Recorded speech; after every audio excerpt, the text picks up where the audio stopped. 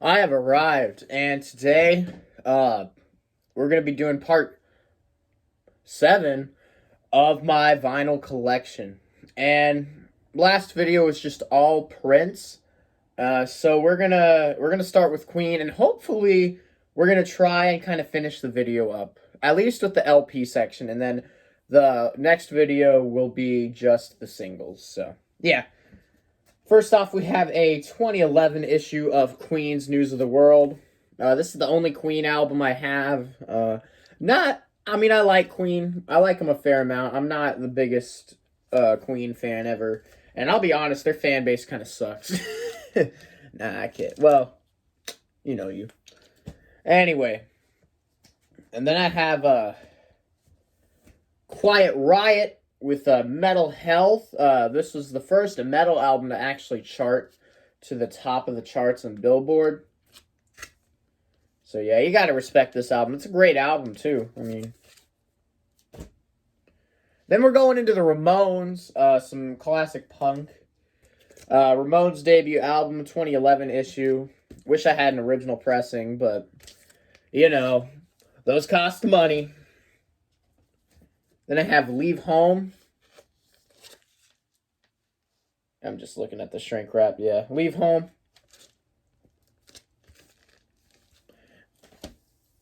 And then lastly, this is my favorite Ramones album, Rocket to Russia. These are all the Rhino 2011 reissues. I think they came out in 2011. I could be wrong, though. But yeah, Ramones. Then we're going into a bit of a 50s grail. This was one of my favorite purchases I've ever made. And it's also one of my favorite albums ever. Ritchie Valens' debut. Unfortunately, it's got Martha Cross's name on it. So Marcia Cross, if you're still alive and you're watching this, why'd you write your name on my record? Nah, I'm kidding. I don't really care that much. This is a great playing copy. I mean, there's some damage to the bottom, looks like some kind of water damage, but it doesn't affect the album. And honestly, I'm just really thankful to get the album.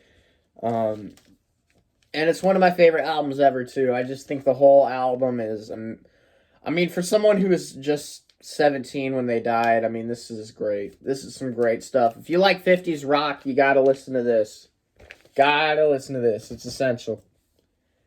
Now we're going into the only non-music LPs that I own. And they're both by the same comedian. I Don't Get No Respect by Rodney Dangerfield. This is a 1970s album, but this pressing actually came out in the 1980.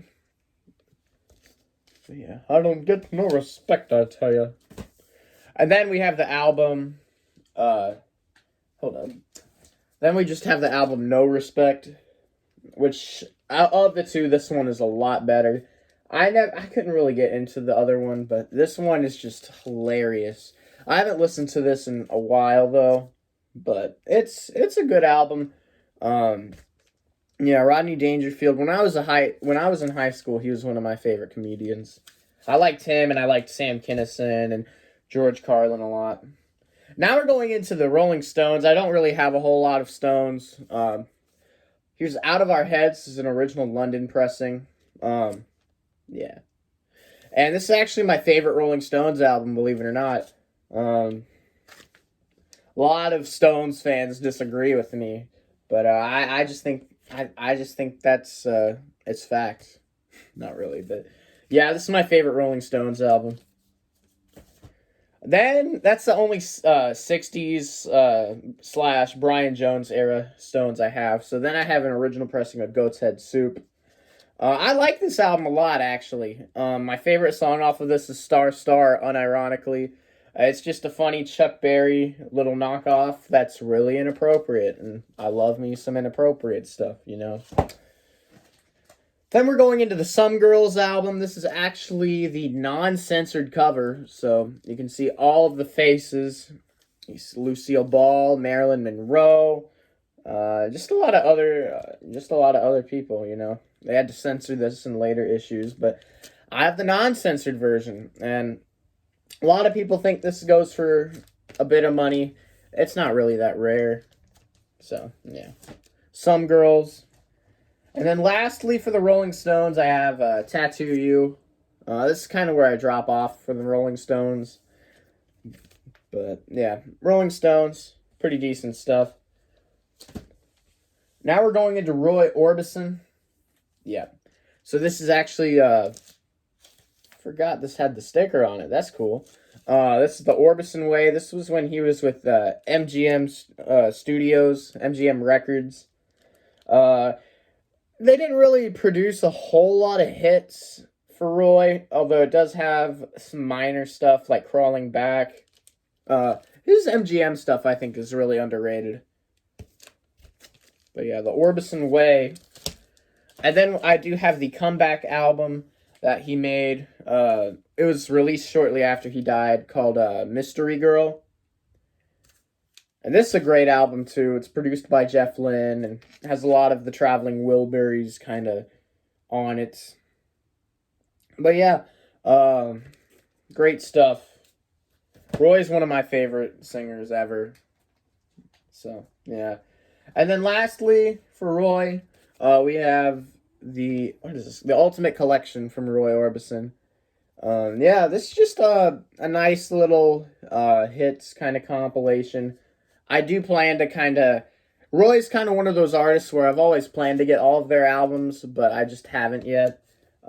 Especially like looking for original pressings for stuff like In Dreams, and especially the Sun album that he did at the Rock House. Those are fairly expensive, especially at the Rock House. Then we have Rush. We got Moving Pictures. Shout out to my boy Gauntlax. He's a big Rush fan. Original pressing of Moving Pictures. Unfortunately, it's the only Rush that I own, but hey, it's a great one. It's a great one to own. I do want to get 2112 at some point. Alrighty, what is next? Alright, so now we're going to the Simon & Garfunkel. This is Wednesday morning, 3 a.m. I'm not sure which... I'm not sure what pressing this is. I don't think it's an original. But, yeah. Wednesday morning, 3 a.m., Simon & Garfunkel. And then I have Bookends. And this is actually one of the earliest albums in my collection. So, yeah, Simon & Garfunkel. And it does have the poster with it. So, yeah, Simon & Garfunkel Bookends.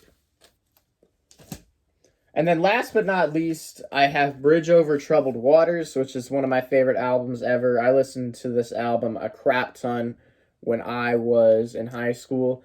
And I don't know if the original came with this. I know that Bookends came with this, but I also got a poster with this too. So I have 2 Simon & Garfunkel posters. Maybe I'll hang one up, I don't know. And then from there we are going to... one of my favorite bands ever. I actually said for a while this was my favorite band ever. But I only have one album from them, and it's actually a bootleg of an album. This is The Smiths, The Queen is Dead. And it's actually a bootleg. It's a Polish bootleg. And it's really interesting. It's on yellow vinyl. And it's kind of weird with the track listing. So the track listing looks normal, but it actually starts with I Know It's Over. And then the second track is Never Had No One Ever. Basically, what it is the top 2 tracks on side 1 are moved down to the last tracks on side 1. It's weird. I bought this at my local record store, and it's it's definitely not the greatest of quality. I actually am probably gonna get a real one soon. But I like having this one because it's an interesting discussion piece. Alrighty. Then we go to... Where do we go to next? Alright, some classic 70s AM rock. Steve Miller Band, Fly Like an Eagle. Good album. It's been a while since I've heard this one. I want to get their greatest hits on vinyl. But yeah, this is a good one just all the way through. It's got, of course, the title track. And I think this has Jungle Love. It's got Take the Money and Run. So, got a lot of good stuff. You can definitely tell it's been a while since I've listened to that if I'm looking at the track list. All right, so this next album is by an interesting psychedelic rock band, in my opinion. And I actually have two copies of the said album. And I'm probably going to go ahead and show them. Original pressing of Strawberry Alarm Clocks, Incense, and Peppermints. I actually found this about a month ago. And then I actually have a Sundazed reissue of the same album. And it's on blue vinyl. It's on blue vinyl. So, yeah. Great stuff. I love Strawberry Alarm Clock. They were one of those bands I definitely listened to a ton of in high school. All right, now we're getting into the pop punk territory with Sum 41, and to the collective groan of all of the music critics out there. Yes, I love Sum 41. So this is All Killer No Filler, Sum 41. Amazing album, probably in my top 20 albums just ever. Love All Killer No Filler. And then if that was in my top 20, this is in my top 5. Does This Look Infected? And this is actually a SRC vinyl version, and it's got bonus tracks, and it's actually on a really cool colored vinyl, where it's like clear and it's got a little bit of green in the middle. It's really cool. One of my favorite albums of all time, Does This Look Infected? If you think Sum 41 is just a pop punk band, this album will probably change your mind. And if you listen to Chuck after this, you definitely will not view them as a pop punk band. Well, unfortunately, as much as I love Sum 41, their albums on vinyl can get really rare and really expensive. Like I said, the album Chuck is expensive, and I don't even think Screaming Bloody Murder is even on vinyl, so, yeah. Then we're going into Tom Petty and the Heartbreakers. Is that what we're going with? Actually, no, I skipped a little bit. My bad, folks, my bad. Yeah, we skipped a ton. Maybe not a ton. Okay. Survivor, Vital Signs. I went through a little bit of a Survivor phase when I was in high school. I feel like a lot of these albums I've just gone through a phase of in high school, but yeah, I love Survivor. This has like High on You and Can't Hold Back. A lot of like classic kind of 80s cheese, but welcome 80s cheese. We always gotta welcome the 80s cheese.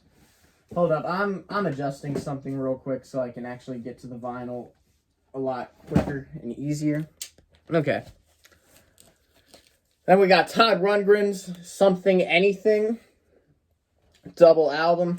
I haven't really listened to this in a while, so yeah. Todd Rundgren's pretty good though. You can always get down with some Todd. Then I have The Times, Ice Cream Castle. This is actually, unfortunately, the only Prince Protege album I have on vinyl. I've had opportunities to buy Vanity 6 and Apollonia 6, and I just never bought them for some reason.